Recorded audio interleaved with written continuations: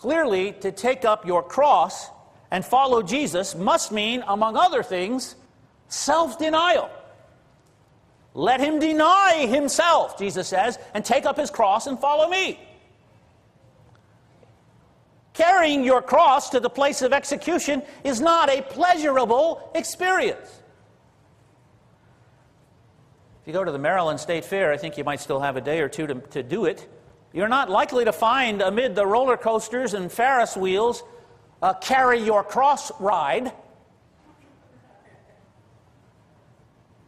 It involves self-denial.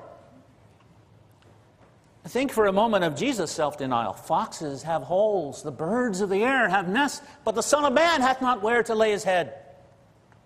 I came down from heaven not to do my own will, but the will of him who sent me. Not to do my own will, but the will of him who sent me. In Romans 15, Paul exhorts Christians, we then who are strong ought to bear with the scruples of the weak and not to please ourselves. Let each of us please his neighbor for his good, leading to edification. For even Christ did not please himself. But as it is written, the reproaches of those who reproached you fell on me. Jesus bore the reproaches of those who reproached his heavenly Father. That was not pleasurable. He denied himself. Philippians 2, he made himself of no reputation. He took upon him the form of a servant and was made in the likeness of men. And being found in appearance as a man, he humbled himself and became obedient to the point of death, even the death of the cross. You remember how he prayed the night before? Lord, if it be possible, let this cup pass from me. Nevertheless, not as I will, but as thou wilt. He was getting a glimpse of the great agony that was about to befall him. Father, if it be possible, let this cup pass from me. Think about this. Christian, think about this. Listen to what Jesus asked of his disciples. If any man will come after me, let him deny himself and take up his cross and follow me. Imagine someone trying to build a following with such talk today. Think about it. If you want to follow me, you must deny yourself, your wishes, your desires, your comforts, your pleasures, your dreams, your personal aspirations. You must go to the place of execution.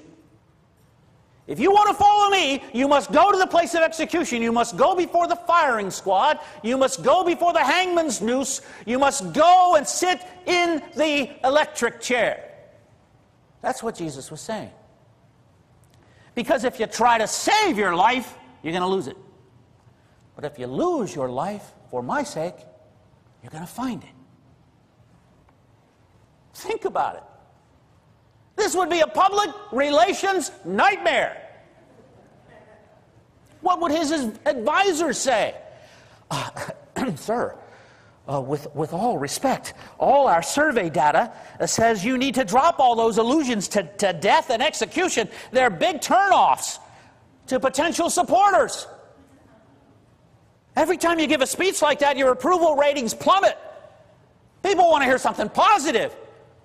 Our research makes it clear that you'll never have a big following if you require that kind of sacrifice.